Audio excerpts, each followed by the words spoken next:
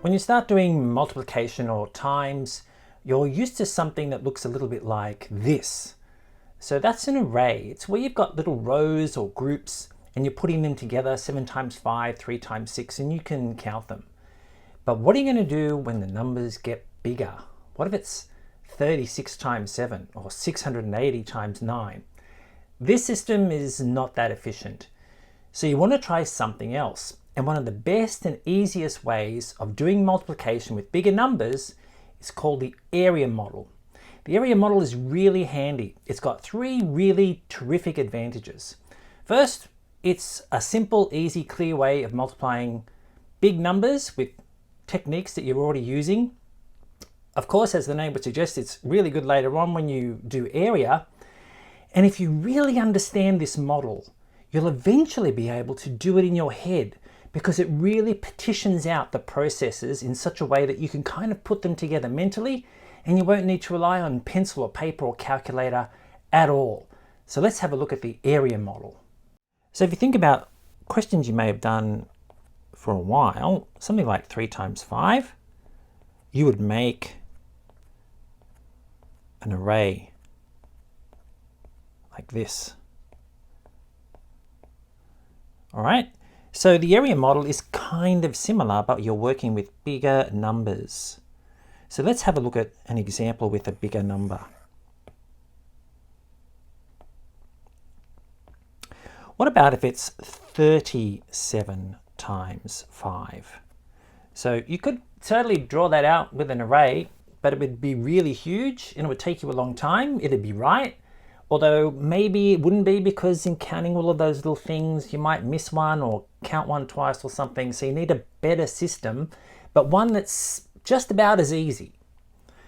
All right, so firstly, you've got to think about the concept of 37. When you did the place values for 37, the first time you did trading, for example, you learned that 37 is made of 30 and 7. And that's really important. So keep that in mind, because that's going to come into how we work the area model. So now we're going to draw a shape. I'm just going to draw it out as a rectangle. It's of no particular size, although you could totally do it with a 30 rectangle and a 7 rectangle, and that would work.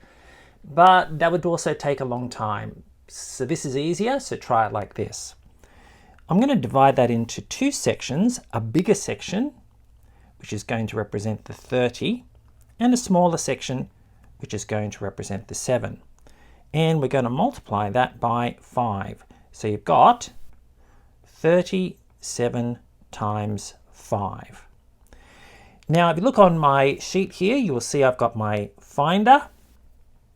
You can download this Finder. There should be a link in the description box below. You can download it, laminate it, and use it.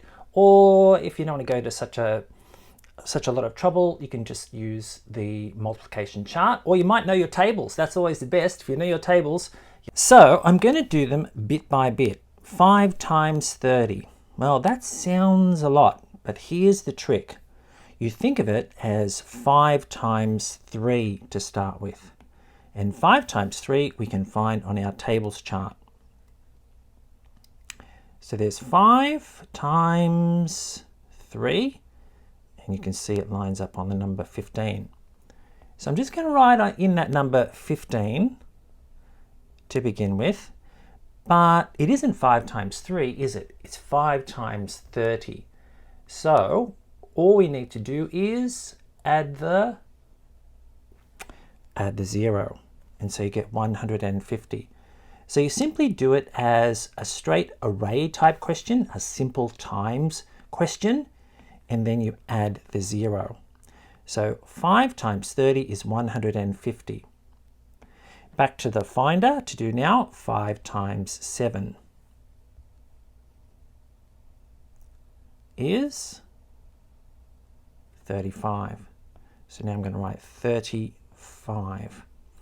Last but not least, I'm going to put those 2 blocks together. I'm going to add them up. So 150 plus 35. Look, I'm being very careful to line up my place value. Absolutely essential. So put those two together. Keep it neat. Now add them up. 0 plus 5 is 5. 5 plus 3 is 8. 1 plus nothing is 1. So 37 times 5, I think you'll find, is 185. Of course, there are other ways of doing multiplication. There's lots of different ways, but this is one.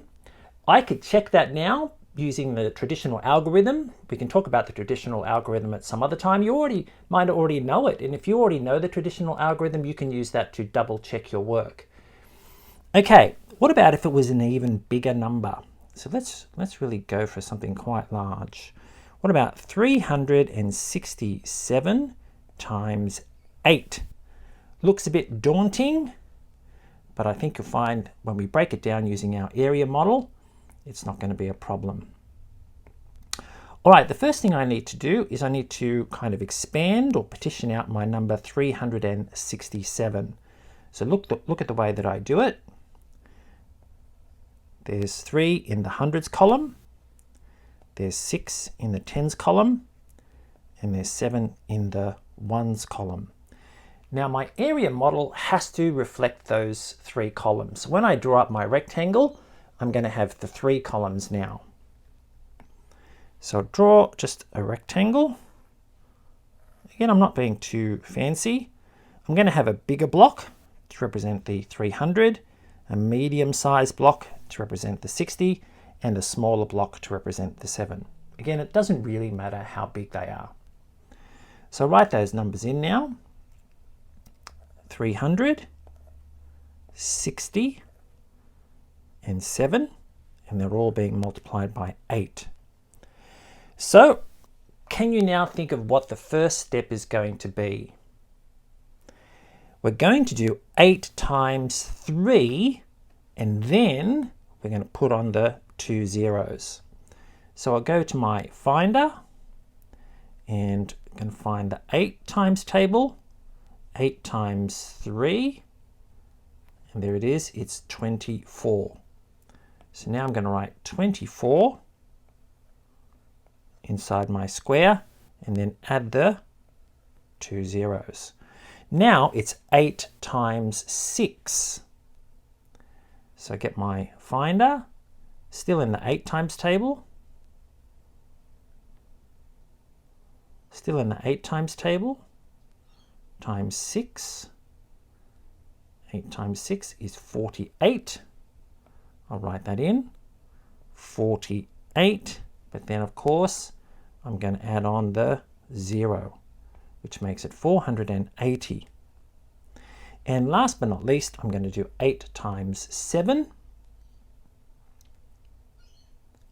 So there's my 8 times table. Go across. And there's 7. And you can see it's 56. So now I'm going to write in the 56. So I've got 2,400, 480, and 56. And now all I need to do is add them up. So I might need to move a few things out of the way, just to give myself a bit more space. So grab these, just pop them over there. And now I'm going to add those numbers up. Choose a different color for no particular reason. So 2,400. Being careful to be quite neat because the place value is going to be extremely important. Then 480. And then 56. And I'll put my red line. Now I'll add them up. 0 plus 0 plus 6 is 6. 8 plus 5 is 13, put down the 3, carry the 1. 4 plus 4 is 8, plus 1 is 9. And 2 plus nothing is 2. So 2,936. And because I know another way of doing multiplication, what I'm going to do is I'm going to test my answer. And you might know this method or you might not know it. It's worth learning because at some point in the future, someone's going to try and teach it to you. And here's a little quick introduction. You can skip this bit if you wanted. Doesn't really matter, but have a look anyway. So if I do the original question, 367 times 8, and this is the one that you might see elsewhere, and this might be the one that your parents do or that you've seen shown somewhere else. So let's do this again. Now, I know my tables, so I'm not going to use the finder for this. I'm just going to do them in my head, which is always the best and fastest way of doing it. And you'll see that when you get your tables into your head, how quickly you can do these sorts of questions. So 7 8s are 56. Put down the 6 and carry the 5. It's called carrying, in case you didn't know. 6 8s are 48. 48 plus 5 is 53. Look, it's starting to line up already. 3 8s are 24. Plus 5 is 29. Because my two answers match up, I've got a very high degree of confidence that they're correct. But you'll see that the area model, even though it takes a little bit longer, it's really easy. You just need your basic tables knowledge, and then you just add however many zeros you need.